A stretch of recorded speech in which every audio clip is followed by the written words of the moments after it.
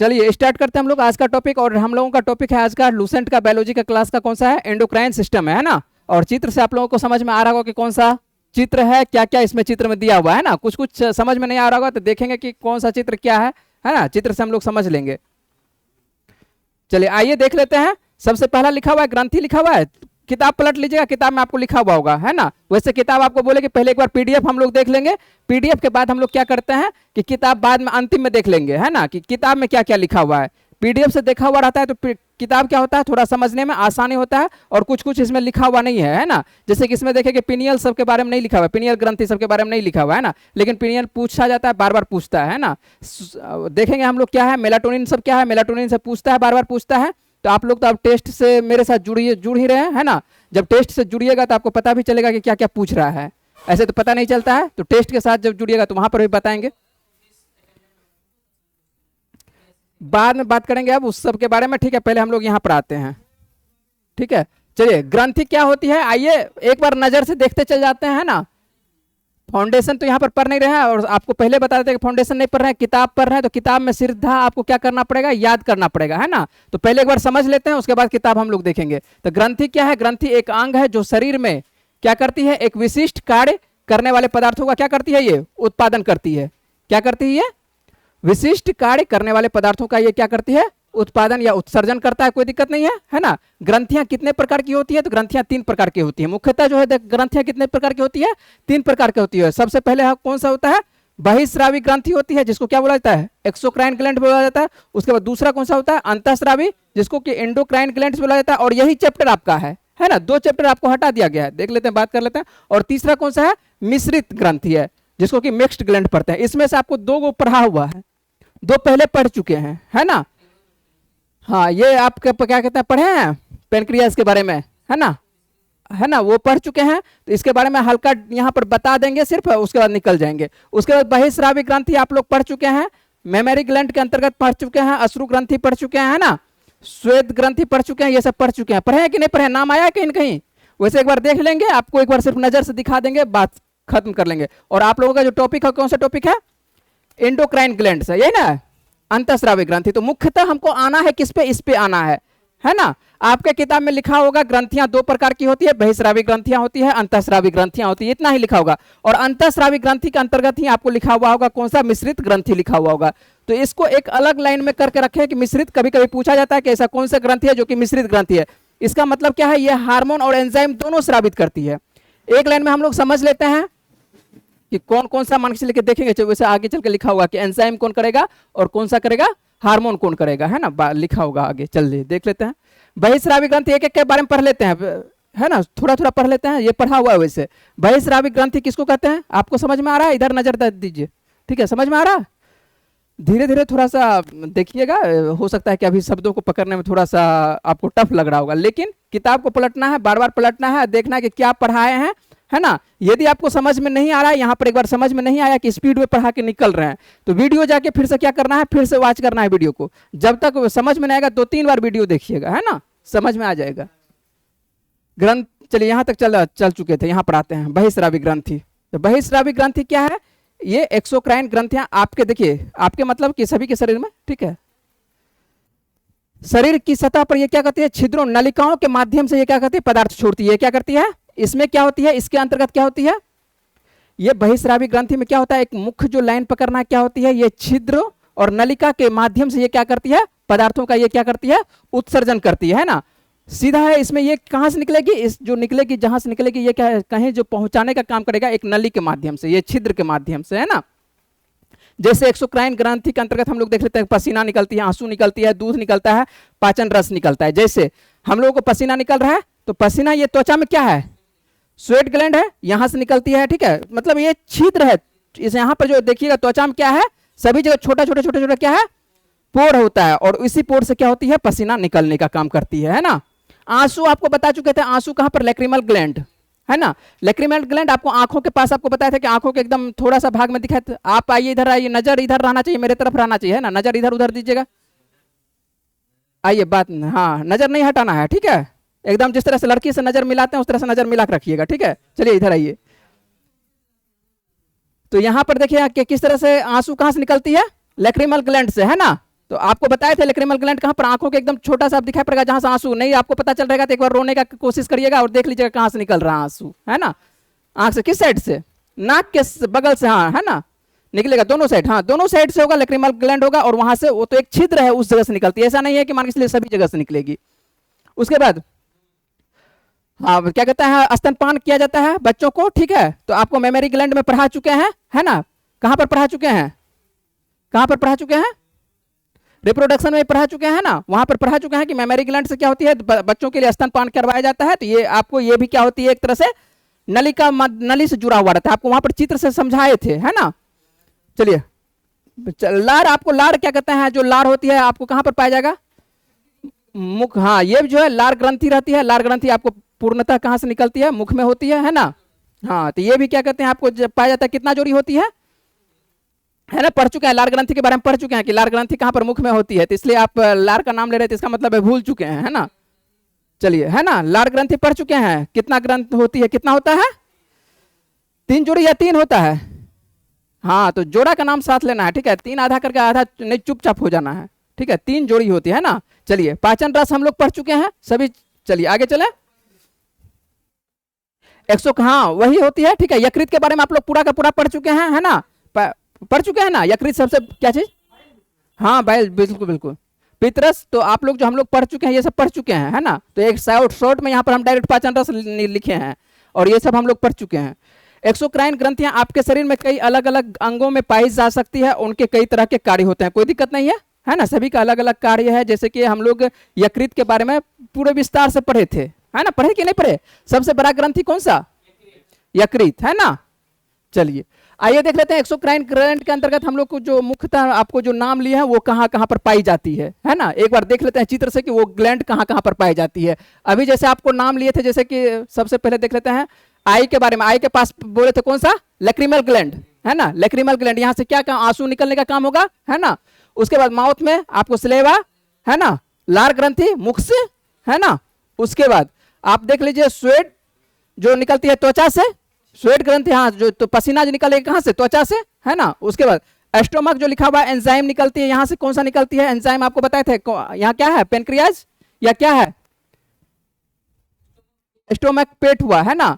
तो क्या हुआ है, अग्नाशय या अमाशय, अमाशय हुआ, है ना, अमाशय, अमाशय से विभिन्न प्रकार के आपको बताए थे कि पाचन रस निकलती है ना, कोई दिक्कत नहीं है।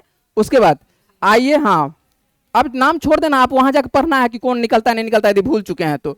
ब्रेस्ट, ब्रेस्ट से आपको बता चुके हैं कि मान के चलिए बच्चों के लिए क्या कहते हैं, स्तनपान करवाने के लिए क्या कहते हैं, क्या जरूरत है, मिल्क का जरूरत है। उसके बाद लीवर के बारे में हम लोग पढ़ चुके हैं, लीवर, है ना, ये क्या कहते हैं बाइल जूस निकलता है, ये क्या कहते हैं पढ़ चुके हैं, है ना, कोई दिक्कत नहीं, पढ़े हैं कि नहीं पढ़े हैं, कुछ नहीं बोल रहे हैं, एकदम साइलेंट है,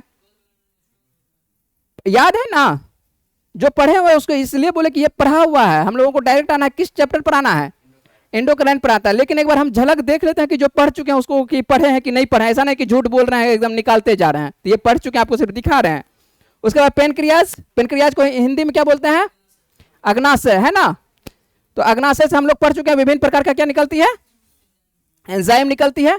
चलिए इंस्टेटाइन, आंत से भी क्या कहते हैं विभिन्न प्रकार का, है ना, पढ़ चुके हैं ना, छोटी आंत से बहुत प्रकार का निकलती है ना, पढ़ चुके हैं। और नाम यदि भूल चुके हैं तो जाकर आपको देखना है, क्या देख रहे हैं उठ के, क्या कोई दिक्कत नहीं, चित्र में क्या नहीं दिखाई पड़ रहा है, इंस्टेटाइन कुछ नहीं लिखा हुआ है, ठीक है। चलिए चलिए टेंशन नहीं लेना है, ठीक है। चलिए आगे चले और हम लोग को आ जाना है, किस चैप्टर पर आ जाना है, एंडोक्राइन ग्लैंड पर आना है, यही चैप्टर पर आना था। इससे पहले मान के चलिए कि सभी चीज जो है पढ़ा हुआ है हम लोगों का, है ना। आइए देख लेते हैं अब अंतःस्रावी तंत्र जो है, यह अंतःस्रावी का, इसको हिंदी में कहते हैं, कोई दिक्कत ना है। यह जो है मुख्यतः ग्रंथियों से बना होता है और ये हार्मोन बनाते हैं, क्या निकालते हैं, ये हार्मोन बनाते हैं। यदि हम लोग बहिस्रावी और अंतःस्रावी को यदि एक लाइन में थोड़ा सा मान के चलिए कि अलग अलग समझे कि एक लाइन में हमको समझना है, तो वो क्या निकालती है, एंजाइम निकालती है, और ये क्या निकालती है, हार्मोन। ये क्या रिलीज करती है, हार्मोन। अंतःस्रावी क्या रिलीज करती है, हार्मोन। जबकि बहिस्रावी यदि हम नहीं लिखे हैं, लेकिन आपको समझा देते हैं, बहिस्रावी क्या रिलीज करती है, एंजाइम, है ना। एंजाइम मान के चलिए कि आपको एक तरह से क्या काम करेगी, वहाँ भोजन सब पचाने का, एक तरह से उसको जल्दी पचाने का काम करेगा, है ना, उसको तोड़ने उड़ने का काम करेगा, जल्दी पचाने का काम करेगा। लेकिन ये क्या काम करेगी, इसके बारे में हम लोग देखते हैं क्या काम करती है। हार्मोन जो है ऐसे रसायन होते हैं जो आपके रक्त के माध्यम से आपके अंगों त्वचा, मांसपेशियों और अन्य ऊतकों तक संदेश पहुंचाकर आपके शरीर में विभिन्न कार्यों का यह समन्वय करती है। ये संकेत आपके शरीर को बताते हैं कि क्या करना है और कब करना है। हार्मोन जीवन जो है और आपके स्वास्थ्य कह सकते हैं के लिए क्या है, ये आवश्यक है ना। तो ये कहां से निकलती है? अंतःस्रावी ग्रंथि हम लोग देखेंगे कि अंतःस्रावी ग्रंथि कहां कहां पर पाई जाती है। तो अंतःस्रावी ग्रंथि जहां से भी रिलीज होती है, ये एक तरह से हार्मोन के रूप में रिलीज होती है। और ये कहां पर मिल जाती है? रक्त में मिल जाती है। कहां पर मिल जाती है? ब्लड में, है ना। और ब्लड में मान के चलिए ब्लड एक तरह से परिवहन का कार्य करती है। जहां पहुंचने का जरूरत होगा ये पहुंच जाएगा, है ना। ब्लड जहां मान के चलिए कि पहुंचाने क्या हुआ, मिचमिचा रहे हैं, नहीं समझ में आ रहा? बोल, टेंशन नहीं लेना है, थोड़ा थोड़ा आएगा, बीच में आइएगा टॉपिक में थोड़ा सा होता है टेंशन होता है ना। चलिए आइए देखते हैं हम लोग। तो यहाँ पर आपको जो है क्या होगा, तो ये जो है ब्लड के माध्यम से मिलेगा, है ना। सबसे पहले आप बोलिएगा ये हार्मोन कहाँ से रिलीज होगा? अंतःस्रावी ग्रंथि से। अभी देखेंगे कहाँ कहाँ पर अंतःस्रावी ग्रंथि है ना। अंतःस्रावी ग्रंथि से हार्मोन रिलीज हो रही है, और हार्मोन रिलीज हो रही है तो किस में मिल रहा है वो जाके? ब्लड में, है ना। बोलते चलना है, शर्माना नहीं है, सब अपना ही व्यक्ति है ना। तो ये कहाँ पर है? ब्लड में मिलेगी। और ब्लड में मान के चले जिसको जहां पर जाना होगा वहां पहुंच जाएगा वो, है ना। जिस जगह देखेंगे कि क्या क्या काम करता है, तो विस्तार से इसके बारे में पढ़ेंगे। किताब में हो सकता है कि इतना नहीं लिखा होगा, लेकिन थोड़ा सा इसके बारे में ज्यादा पूछता है प्रश्न, तो हम लोग देखते हैं इसके बारे में, ये समझ ले। उसके बाद हम लोग अंतःस्रावी ग्रंथि फिर से पढ़ते हैं। लेकिन अभी यहाँ पर टॉपिक को क्या एक परिभाषा के तहत देख लेते हैं। मिश्रित ग्रंथि पहले देख लेते हैं। मिश्रित ग्रंथि क्या होती है? वह ग्रंथि है जो अंतःस्रावी और बहिःस्रावी दोनों कार्य करती है। दूसरे शब्दों में कहें तो एक ऐसी ग्रंथि है जो हार्मोन और एंजाइम दोनों का स्राव करती है। आपको बताए थे कि बहिःस्रावी क्या करती है? एंजाइम प्रदान करती है, ठीक है। जबकि अंतःस्रावी ग्रंथि क्या करती है? हार्मोन को रिलीज करती है। और ये जो है मिश्रित क्या करे, काम करेगी? ये दोनों काम करेगी, है ना। ये क्या काम करेगी? ये दोनों काम करेगी। मिश्रित मतलब कि एंजाइम भी रिलीज करेगी और क्या करेगी? हार्मोन भी रिलीज करेगी, कोई दिक्कत नहीं। और इसके अंतर्गत हम लोग क्या पढ़ेंगे? पेनक्रियाज के बारे में पढ़ेंगे। वैसे पढ़ चुके हैं आप लोग पेनक्रियाज? पढ़ाएंगे नहीं, पढ़ चुके हैं, है ना, है ना। पेनक्रियाज के बारे में आप लोग पढ़ चुके हैं, तो आपको सिर्फ नाम बता देंगे पेनक्रियाज। और पेनक्रियाज के बारे में यदि विस्तार से पढ़ना है तो फिर से जाकर आपको वीडियो जाकर देखना पड़ेगा। आइए यहाँ पर देख लेते हैं हम लोग एंडोक्राइन ग्लैंड, है ना। डायरेक्ट हम लोग आते हैं किस चैप्टर पर आएंगे? एंडोक्राइन ग्लैंड पर आते हैं। और एंडोक्राइन ग्लैंड के अंतर्गत हम लोग देखते हैं कि शरीर में कहाँ कहाँ पर एंडोक्राइन ग्लैंड पाई जाती है। बहिःस्रावी समझ गए हैं ना कहाँ कहाँ पर, है ना। चित्र यदि समझ में आएगा तो फिर से आपको पास पीडीएफ जाएगा, या नहीं तो वीडियो जाएगा तो समझ में आ जाएगा आपको। आइए फिर से देखते हैं एंडोक्राइन ग्लैंड। एंडोक्राइन ग्लैंड में हम लोग जो कुछ ये आ रहा है मुंह में, चलिए एंडोक्राइन ग्लैंड जो है देख लेते हैं। तो ये जो है आपको ब्रेन, सबसे पहले देखिए मस्तिष्क की, चलिए मस्तिष्क को अलग कर दिया है। मस्तिष्क में आपको दिखाई पड़ेगा 3 दिखाई पड़ेगा। कितना दिखाई पड़ेगा? 3 भाग दिखाई पड़ेगा। मतलब यहां से जो एंडोक्राइन ग्लैंड निकलती है, मस्तिष्क से 3 एंडोक्राइन ग्लैंड निकलती है। कौन कौन सा निकलती है? सब, चलिए आप लोगों को पिट्यूटरी का याद है ना। चलिए देखेंगे, पहले देख लेते हैं पिट्यूटरी का क्या काम है, नहीं काम है। अभी नहीं काम पर नहीं जाना है, सीधा जानिए कि पिट्यूटरी कहां पर पाई जा रही है? मस्तिष्क में। कोई दिक्कत? आगे चलते हैं। यहीं पर आपको पाए जा रहे हैं पिनियल पाई जा रही है, पाई जा रही है, पिनियल पाए जा रहे हैं। उसके बाद क्या पाया जा रहा है? हाइपोथैलेमस। 3 आपको पाया जा रहा है। कोई दिक्कत? सबसे पहले मान के चलिए कौन सा? पिट्यूटरी, है ना। उसके बाद पिनियल, उसके बाद हाइपोथैलेमस। तो तीनों पाए जा रहे, कहां पर पाई जा रही है? माइंड में, मस्तिष्क में, है ना। आगे चलते हैं। उसके बाद दिखाई पड़ेगा आपको, क्या दिखाई पड़ेगा? थायराइड ग्लैंड दिखाई पड़ेगा। और थायराइड कहां पर दिखाई पड़ेगा? गला पर के पास दिखाई पड़ा है। चित्र से समझ लेना है कहां पर दिखाई पड़ेगा। अभी नहीं देखना है क्या काम करते नहीं काम करते, अभी सीधा देखिए कहां पर ग्रंथि पाई जा रही है। गला में पाई जा रही है। हम लोग पढ़ेंगे, एक एक पढ़ेंगे, है ना। उसके बाद देखिए एड्रिनल ग्लैंड। एड्रिनल कहां पर पाई जाएगी? बताइए कहां पर पाई जाएगी? किडनी के ऊपर पाई जाएगी। ये कहां पर पाई जाएगी? किडनी के ऊपर पाई जाएगी। हाँ, यहां पर किडनी रहेगी और किडनी के ऊपर में पाई जाएगी, है ना। कहां पर पाई जाएगी? किडनी के ऊपर पाई जाएगी। कोई दिक्कत? किडनी के ऊपर में कौन सी पाई जाएगी? एड्रिनल पाई जाएगी। उसके बाद आपको मान के चले कि पेनक्रियाज के बारे में तो पढ़ चुके हैं। पेनक्रियाज यहाँ पर मान के चले अंतःस्रावी के अंतर्गत ही लिख दिया है। आपको बता चुके हैं कि कोई कोई अंतःस्रावी के अंतर्गत ही लेगा, और मान के चले हम लोग तो अलग करके लिखे हैं, इसको मिश्रित के अंतर्गत रखे हैं ना, जो कि दोनों एंजाइम और हार्मोन दोनों रिलीज करेगी। तो पेनक्रियाज यहाँ पर है। ये पेनक्रियाज है या नहीं है? क्या? हाँ, हमको ये बताना है कि ये भाग पेनक्रियाज का है या नहीं है, क्योंकि आप लोग चित्र समझ चुके हैं। ये लीवर है कि नहीं है ना।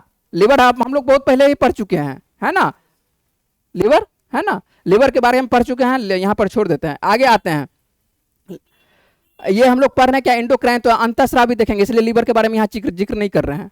उसके बाद यहाँ पर जो आपको दिखाई पड़ेगा, दो दिखाई पड़ेगा कहाँ पर, या तो मान के चलिए कि पुरुषों का अलग रहेगा, महिलाओं का अलग रहेगा। पुरुषों में रहेगा तो कौन सा पाया जाएगा, टेस्टिस पाया जाएगा, है ना, टेस्टिस पाया जाएगा। और महिला रहेगी तो क्या पाया जाएगा, ओवरीज पाई जाएगी। कोई दिक्कत, चित्र समझ में आ रहा है, चित्र समझ में यदि दिखाई नहीं पड़ रहा है तो साइड से जा सकते हैं, है ना। तो महिलाओं में क्या पाया जाएगा, ओवरीज पाया जाएगा, है ना, क्या पाया जाएगा, पढ़ चुके हैं ओवरीज के बारे में, पूर्णतः विस्तार से पढ़े हैं 2 महीना पहले। उसके बाद विल्सन के बारे में भी 2 महीना पहले आप लोग विस्तार से पढ़ चुके हैं, किसमें, रिप्रोडक्शन वाले चैप्टर में। तो ये चैप्टर फिर से आ रहा है, आपको समझ में आना चाहिए कि ये सब पढ़ चुके हैं, जो नहीं पढ़े हैं उसी के बारे में पढ़ेंगे, फिर से दोहराएंगे नहीं। आते हैं हम लोग, स्टार्ट करते हैं पिनियल के बारे में। पिनियल आपके किताब में नहीं लिखा हुआ है, इसलिए सबसे पहले पिनियल के बारे में लिए हैं, है ना। ये कहां पर पाई जा रही है, कोई दिक्कत नहीं, क्या विवादित है, बात कर लेते हैं, ठीक है, टेंशन नहीं लेना। अभी तो हम लोग आ ही नहीं पिनियल के बारे में, आप पहले उससे पहले छोटा बड़ा करने लगे। चलिए, छोटा बड़ा हम लिखे हैं, यहाँ पर देखिए छोटी ग्रंथि लिखे हैं कि नहीं लिखे हैं, है ना, है ना। आइए हम बात करेंगे, टेंशन नहीं लेना है, कुछ विवादित नहीं है, विवाद कुछ नहीं है। विवाद क्या है, उसको किताब में क्या मान के चलिए पूछा जाता है, लड़का कहाँ दिक्कत होता है वो आपको बताएंगे। पिनियल ग्रंथ, बातचीत नहीं करिएगा। पिनियल ग्रंथि जो है देख लेते हैं, ये जो है आपके मस्तिष्क में कहां पर पाई जाएगी, मस्तिष्क में पाई जाएगी, कोई दिक्कत नहीं है। और ये जो है मस्तिष्क में एक छोटी ग्रंथि है, क्या है, सबसे छोटी ग्रंथि कौन सी है, अभी तो याद करिए मेरे साथ, अभी सबसे छोटी ग्रंथि कौन सी है, पिनियल ग्रंथि, ठीक है। मस्तिष्क की सबसे छोटी ग्रंथि कौन सी है, पिनियल ग्रंथि है, कोई दिक्कत यहां तक। चलिए, जो कॉर्पस कोलोसम के पिछले हिस्से स्थित होती है, जो मस्तिष्क दोनों भागों से जुड़ती है ना, जो दोनों भाग से जुड़ती है, उसी के बीच में ये छोटी सी होती है ना, और उसको, हाँ वही होता है, ठीक है। तो कार्पस क्या होती है, कार्पस कोलोसम, ये कोलोसम, कार्पस कोलोसम क्या है, जो मस्तिष्क 2 भागों में है ना, जो 2 भागों में है, और बीच में जुड़ रही होगी कहीं कहीं, तो पीछे से जाकर जुड़ रही होगी, तो वहीं पर इसमें कौन सी है, छोटी सी ग्रंथि कौन सी है, पिनियल है, अटैच है ना, बीच में आपको दिखाई पड़ रहा होगा, चित्र आप समझ लीजिएगा फिर से जाके पीछे। आइए, तो ये किस प्रकार की ग्रंथि है, अंतःस्रावी ग्रंथि है ना, सबसे छोटी ग्रंथि है, और पिछले हिस्से के नीचे ये स्थित होती है। यह आपके अंतःस्रावी तंत्र का क्या करती है, एक तरह से एक हिस्सा है। और सबसे इंपॉर्टेंट याद रखना, ये मेलाटोनिन हार्मोन का स्राव करती है। मेलाटोनिन कौन स्राव करती है, पिनियल ग्रंथि स्राव करती है, ठीक है, मेलाटोनिन स्राव करती है। ये किताब में आपको लिखा हुआ नहीं है, लेकिन परीक्षा में 10 सेट में एक बार में जरूर आएगा, है ना। तो मेलाटोनिन क्या है, मेलाटोनिन के बारे में विस्तार से बात करेंगे। मेलाटोनिन हार्मोन स्राव करती है, अभी इतना याद रखिएगा। और आपकी पिनियल ग्रंथि का मुख्य काम जो है, मेलाटोनिन का स्राव करके नींद और जागने की क्रिया जो है, नींद और जागने की क्रिया, इसको क्या बोलता है, सर्केडियन चक्र बोला जाता है। नींद लेते हैं हम लोग और जगते हैं, है ना, इसको कौन सा चक्र बोला जाता है, सर्केडियन चक्र बोला जाता है। सर्केडियन आपको याद नहीं है तो कोई दिक्कत नहीं, सीधा याद रखिएगा। जो नींद और जागने के लिए जो जिम्मेदार हार्मोन है, वो जिम्मेदार हार्मोन कौन है, मेलाटोनिन हार्मोन है, ठीक है। और मेलाटोनिन किस ग्रंथि से रिलीज होती है, पिनियल ग्रंथि से। पिनियल ग्रंथि कहां पाई जाती है, मस्तिष्क में, कोई दिक्कत नहीं, एक एक लाइन जोड़ेंगे। सबसे पहले मेलाटोनिन हार्मोन मान के चलिए क्या काम करती है, इसका क्या जिम्मेदार, ये क्या काम, नींद को मान के चलिए कि यदि नींद आपको आ रहा है तो इसका मतलब क्या है, मेलाटोनिन सक्रिय है ना, एक्टिव है ना। और उसके बाद मान के चलिए नींद नहीं आ रहा है तो बताएंगे कब नींद आएगा, रात्रि में नींद आता है, क्यों रात्रि में नींद आता है, वो उसका भी कारण है ना। उसके बाद बात करेंगे, टेंशन नहीं लेना, एक एक लाइन पर बात करेंगे, ठीक है। जिनको यदि आपको पता है तो अच्छी बात है, जिनको पता नहीं होगा उनको पता कर, है ना, उनको भी पता होना चाहिए कि क्या काम करती है ना। चलिए, तो मेलाटोनिन हार्मोन स्राव करती है, और आपके पिनियल ग्रंथि का ये मुख्य काम क्या करती है, नींद और जागने की एक तरह से क्रिया को क्या करती है, संचालन करने का काम करती है ना। कौन संचालन करती है, मेलाटोनिन। पहले देख लीजिए, उसके बाद किताब में देखिएगा, किताब में यदि लिखा हुआ तो अच्छी बात है, नहीं लिखा हुआ तो कोई दिक्कत नहीं, टेंशन नहीं लेना है। 1-2 लाइन एक्स्ट्रा चलेंगे तो कोई दिक्कत नहीं ना। चलिए, ज्यादा चला गया क्या, चलिए आइए, मेलाटोनिन क्या है। मेलाटोनिन बार बार पूछता है, मेलाटोनिन से लड़कों का दिक्कत होता है, मेलाटोनिन टीचर भी समझाने में फंस जाते हैं, है ना। क्या फंसते हैं बताते हैं। इसका इससे एक मिलता जुलता और काम है, सेरोटोनिन का, है ना, तो वहां पर फंस जाते हैं। तो अभी आते हैं हम लोग मेलाटोनिन के बारे में, ठीक है। याद रखना है कि मेलाटोनिन का क्या काम है। आपकी जो पिनियल ग्रंथि है ये कब होती है सक्रिय? अंधेरे में मेलाटोनिन का उच्चतम स्तर जारी करती है। कब? मतलब कि सर्वाधिक समय में ये मेलाटोनिन कब जारी करेगी? अंधेरा में। जब पूरी तरह से आप अंधेरा कर दीजिए, अंधेरा कहने का मतलब है कि सूर्य के प्रकाश, ठीक है, वैसे कोई भी प्रकाश कह सकते हैं, लेकिन जो मेन प्रकाश लिया जा रहा है, किसके प्रकाश को लिया जा रहा है? सूर्य के प्रकाश को लिया जा रहा है। यदि किसी भी प्रकाश को ले सकते हैं, वैसे इस प्रकाश को जो आप जो कह सकते हैं, इसको कौन सा प्रकाश बोल सकते हैं? हाँ, कृत्रिम, आर्टिफिशियल जिसको कह सकते हैं, कि इस प्रकाश में भी मान के चलिए कि कम काम करेगा, स्वाभाविक बात है। अंधेरे में इतना सीधा जानिए कि अंधेरे में क्या काम करती है? मेलाटोनिन स्रावित होती है। मेलाटोनिन कहां स्रावित हो रही है पता चल रहा है आपको? कहां से? पिनियल से, है ना। पिनियल कहां पर पाई जा रही है? मस्तिष्क में पाई जा रही है ना। चलिए आगे चलते हैं हम लोग। तो पिनियल, ये जो आपको मेलाटोनिन होती है, ये अंधेरे में क्या होती है? उच्च होती है। क्या होती है? उच्चतम स्रावित करती है, ठीक है। और प्रकाश के संपर्क में आते ही मेलाटोनिन का उत्पादन क्या हो जाता है? कम हो जाता है। कोई दिक्कत नहीं, आप समझ चुके होंगे कि मान के चलिए जब प्रकाश में जाएंगे तो मेलाटोनिन स्रावित क्या हो जाएगा? कम हो जाएगा। जब मान के चलिए अंधेरे में जाएंगे, मेलाटोनिन हम लोगों का शरीर क्या करेगा? बढ़ने लगेगा, काम करने लगेगा, ज्यादा काम करेगा, है ना, उच्चतम वो रिलीज करेगा। जब रिलीज करेगा तो आपको क्या आएगा? नींद आएगा, है ना। बात करते हैं, देखिए दूसरे शब्दों में यहां पर लिखा हुआ है कि दिन के उजाले के दौरान आपके रक्त में मेलाटोनिन का स्तर क्या हो जाता है? कम हो जाता है। दिन में क्या होगा? कम हो जाएगा। जबकि रात के समय में मेलाटोनिन का स्तर सबसे अधिक हो जाता है। उसी शब्दों को आसान शब्दों में लिखा गया है ना, कोई दिक्कत नहीं है। उम्मीद है कि समझ चुके होंगे, समझ गए हैं, ठीक है। चलिए, इस वजह से जो है मेलाटोनिन का अक्सर जो है नींद हार्मोन भी कहा जाता है। इसी को, मेलाटोनिन को, यदि आपसे क्वेश्चन पूछे कि नींद हार्मोन किसे कहेंगे, तो मेलाटोनिन को कहेंगे, है ना। हालांकि मेलाटोनिन सोने के लिए जो है जरूरी नहीं है, लेकिन जब आपके शरीर में मेलाटोनिन का स्तर सबसे ज्यादा होता है तो आपको बेहतर नींद आती है। बात समझ रहे हैं? ऐसा कहा जा रहा है कि आप सोते हैं, जरूरी नहीं कि मेलाटोनिन सोने के लिए जरूरी है। ऐसा नहीं कि मान के चलिए सोइएगा तभी मेलाटोनिन रिलीज होगी, है ना। मेलाटोनिन वैसे भी रिलीज होगी, लेकिन यदि आप मान के चलिए कि सोए हुए हैं तो मेलाटोनिन उसके लिए क्या हो जाता है? मेलाटोनिन का स्तर सबसे ज्यादा होता है तो आपको बेहतर नींद आती है। यदि आप मान के चलिए कि अच्छा सा नींद लेने चाहते हैं तो पूरा कमरे का अंदर, दिन में भी ऐसा करते हैं, कोई करता है ना, कि मान के चलिए अच्छा नींद लेना है तो अंधेरा कर देते हैं, है ना, लाइट बंद कर देते हैं, अंधेरा कर देते हैं, है ना, उसके बाद सोते हैं। क्यों? क्योंकि इससे क्या होती है कि आपका मेलाटोनिन क्या होगा? शरीर रिलीज ज्यादा करेगा। जब रिलीज ज्यादा करेगा, अंधेरा, उसको अब पता चलेगा शरीर को कि अंधेरा हो गया है, तो अंधेरा हो गया तो वो रिलीज करने लगेगा क्या चीज? मेलाटोनिन को रिलीज करेगा। और मेलाटोनिन जब रिलीज होगा तो आपको क्या होगा? बेहतर नींद आएगी, है ना। इसीलिए आप कमरे का लाइट क्या कर देते हैं? अंधेरा। हाँ, बात करते हैं, ठीक है। यही चक्र काम करती है। मेलाटोनिन, एक दो लाइन और बात कर लेते हैं, उसके बाद एक दो लाइन और एक्स्ट्रा कर देंगे। मेलाटोनिन जो है महिला हार्मोन के साथ जो है, ये महिला हार्मोन के साथ भी क्या करती है? क्रिया करती है। महिला हार्मोन समझ रहे हैं ना? प्रोजेस्टेरॉन, ठीक है, हाँ, प्रोजेस्टेरॉन। सोच से पता चलता है कि मान के चलिए कि ये मासिक धर्म को क्या करती है? विनियमित करने में मदद करता है। जो मान के चलिए रिप्रोडक्शन चैप्टर पढ़ चुके हैं उनको समझ में आ रहा होगा। जो रिप्रोडक्शन चैप्टर नहीं पढ़े होंगे उनको फिर से जाकर वीडियो देखना पड़ेगा, रिप्रोडक्शन वाला, है ना, पूरा विस्तार से रिप्रोडक्शन पढ़ाए हैं। तो मेलाटोनिन जो यहाँ पर आपको बताए थे, क्या कहते हैं, ये मासिक धर्म के लिए क्या जिम्मेदार होता है? कौन सा हार्मोन? प्रोजेस्टेरॉन, है ना, प्रोजेस्टेरॉन बताए थे ना, ठीक है। एस्ट्रोजन और प्रोजेस्टेरॉन के बारे में बताए थे। तो यहां पर आपको ध्यान रखना है, मेलाटोनिन महिला हार्मोन के साथ जो है ये क्रिया करता है, और सोच से पता चलता है क्या चलता है? मासिक धर्म को भी ये क्या करती है? विनियमित करने में मदद करता है। कोई दिक्कत यहां तक? कोई दिक्कत नहीं ना। अब देखिए क्या चीज? रेगुलेट, है ना, हाँ। चलिए आइए यहां पर एक दो और आपको बताते हैं। मेलाटोनिन जब आपको मान के चलिए कि नींद आती है ना, मेलाटोनिन आपको भूख भी लगने नहीं देती है। जब मेलाटोनिन आपको रिलीज होगी नींद में, मान के चलिए कि आप बेहतर नींद ले रहे हैं, तो बेहतर नींद के लिए आपको क्या करेगी? वो भूख लगने नहीं देगी, है ना। जो आपको टॉयलेट आता है उसको कंट्रोल कर लेगा, है ना, भूख, टॉयलेट और क्या कहते हैं, भूख को कंट्रोल कर। इससे होता क्या है कि आपको बेहतर नींद आती है। यदि आप सोए हुए हैं, आपको भूख लग जाए, टॉयलेट बार बार आ जाएगा, तो क्या नींद आएगी अच्छी? है ना। तो इसको कंट्रोल कौन करता है? आप ऐसा कभी सोचे हैं कि हम सोए हैं, अरे भूख लग गया, अचानक उठो तो जल्दी? ऐसा कभी हुआ है कि जब तक आप जगिएगा नहीं तब तक आपको भूख नहीं लगेगा, है ना। जब आप नींद में हैं तो कौन आपको कंट्रोल कर रहा है?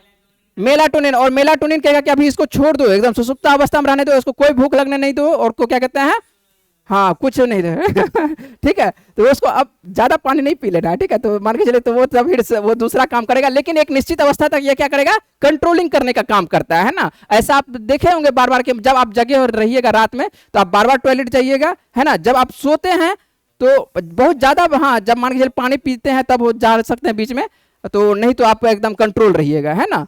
तो कोई दिक्कत नहीं। तो इसको कंट्रोल कौन कर रहा है, मेलाटोनिन कर रहा है। तो ये सब जो काम करती है मेलाटोनिन, और मेलाटोनिन शरीर में बहुत इंपॉर्टेंट है। इसलिए मान के चलिए जब भी आप सोइएगा तो क्या करिएगा, अंधेरे कमरे करके साथ रात में, है ना। लड़की लोग सोती है तो दिन में रात में भी लाइट जला के, है ना। तो उन लोगों को डर लगता है, तो उन लोगों को डर लगता है, डर की वजह से वो क्या कहते हैं, ये काम करती है। तो कोई दिक्कत नहीं है ना। चलिए कोई बात नहीं है, हाँ वो बिल्कुल बात है कि वो स्त्री है तो कुछ भी कर सकती है। चलिए आते हैं आगे, हम लोग पढ़ें प्यूटरी के बारे में पढ़ें, कोई दिक्कत नहीं, आगे चलते रहे, है ना। समझ में आ रहा है, समझ में आ रहा है या नहीं आ रहा है, ठीक है। चलिए आगे चलें, हम लोग प्यूटरी के बारे में पढ़ते हैं। किताब देख लेंगे, किताब में कुछ, जब ये पढ़ लेंगे ना किताब कुछ नहीं लगेगा, है ना। हवा में आप जैसे फूंक दीजिएगा ना उड़ जाएगा किताब, लूसेंट, है ना। कोई भी किताब आपका हवा में उड़ जाएगा, है ना, टेंशन नहीं लेना है, उड़ जाएगा, ठीक है, टेंशन नहीं लेना। यहाँ पर आप पीडीएफ पर तो आइए, आसानी से मिल जाएगा, मिल जाएगा, टेंशन नहीं लेना है। मैसेज क्यों नहीं कर देते हैं, मैसेज कर दीजिए। प्यूटरी क्या, प्यूटरी ग्लैंड के बारे में पढ़ते हैं। चलिए ठीक है, इससे जो है हाइपोफिसिस के नाम से भी जाना जाता है। ये आपको लिए वैसे जरूरी नहीं है, लेकिन आप एक एक्स्ट्रा लाइन ये ऐड कर लीजिएगा, यदि रहता है तो अच्छी बात है। यह जो है एक छोटी मटर के आकार की ग्रंथि है। अब यहां पर आते हैं, उसके बाद आपको दोनों का जिक्र करेंगे। आपके मस्तिष्क के आधार पर जो है आपके हाइपोथैलेमस के ये नीचे स्थित होती है। आपको एक लाइन छोड़ दिए थे, अब आते हैं दोनों को बात करेंगे, है ना। जो आपका प्रश्न था कि प्यूटरी या पीनियल सबसे छोटी ग्रंथि, है ना, ये प्रश्न में लड़का को फंसता है, लड़का को दिक्कत होता है। आपको हम क्या बताए हैं, सबसे शरीर की सबसे छोटी ग्रंथि कौन सी, सबसे छोटी ग्रंथि कौन सी, बोलिए बोलिए, क्यों नहीं बोल रहे हैं, पीनियल, है ना। सबसे छोटी ग्रंथि कौन सा, पीनियल, है ना। खा पी का है ना, ठीक है, खाना पीना खा के आना है, थोड़ा सा एनर्जी लेकर, नहीं हो तो कम से कम सत्तू पी के आइए, ठीक है।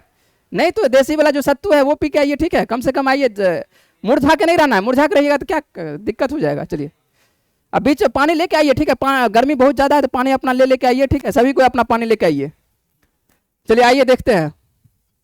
तो चलिए यहां पर आपको बात कर रहे थे, पीनियल से तुलना कर रहे थे। आपको बताया गया है कि मान के चलिए सबसे छोटी ग्रंथि कौन सी, पीनियल ग्रंथि। यदि आपके प्रश्न में मान के चले कि पूछा जाए कि मान के कि मानव में सबसे छोटी ग्रंथि कौन सी है, ऑप्शन में पीनियल है तो पीनियल को पहला प्राथमिकता, है ना।